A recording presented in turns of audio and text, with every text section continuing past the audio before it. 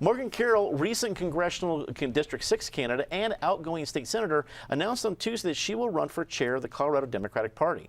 This news comes the same day as six-year party chair Rick Polacio announced that he will not pursue another term, shifting his support to Carroll. John, is Carroll a good person to lead the Colorado Democratic Party right now, while she was significantly trounced? I'm going to go with your word there. It was not a close race in CD6. Is she a good fit for party chair? Well, you know, timing is everything, and the party is king. So that's the bottom line with any political party.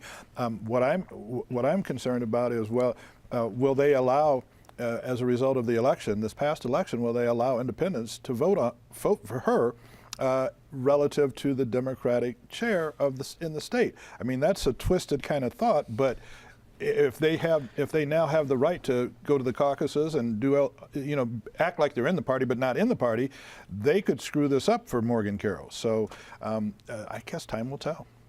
Well, Nick, John brings up a good point about the newly passed law that talks about opening of the primary system. Now, I believe, and I could get this wrong, that the parties have a choice. They can either go an open primary, for this is not just a presidential, but just for their own party, or they can close it all down and just have the convention. You can't do both, as what we've heard. Where do you think, if she is elected chair, that Morgan Carroll is going to sway as where she'd want input? Oh gosh, that's a really good question. I don't know if I could answer that. But I do think that Democrats need to be thinking about two really important issues. One, the governor race coming up in 2 years, and looking even beyond that, redistricting. You know, whichever party is in control of the General Assembly will have a big advantage on redistricting, which will have multiple, repercussions in the future. And so I think Democrats need to be asking themselves, is Morgan Carroll the person who can deliver us the governorship and the Senate in a few years when redistricting comes up? And, looking at Pueblo and Adams County, where traditional Democratic strongholds, that's going to be a tough job. Patty, we saw at the United States House the actual vote tally wasn't very close, but we actually saw Nancy Pelosi having to fight for re-election to lead her party there. And while that's distinctly part of a legislature, not a party, people are talking about having a new voice that's needed. For the National Party, I get that. For the Democrats in Colorado, Democrats didn't do that bad. Statewide, you saw Bennett do well. They didn't. A lot of different things didn't shift too much. Is Morgan Carroll the right voice for that party?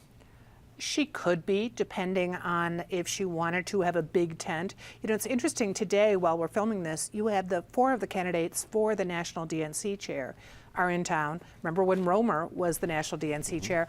A lot of it maybe doesn't depend as much on the on the chair as we've thought it has. The other thing to consider is we're going to be seeing something going on with the state Republican Party. I mean, the fight we had, with Steve House, he was a very controversial character too. So will he continue on?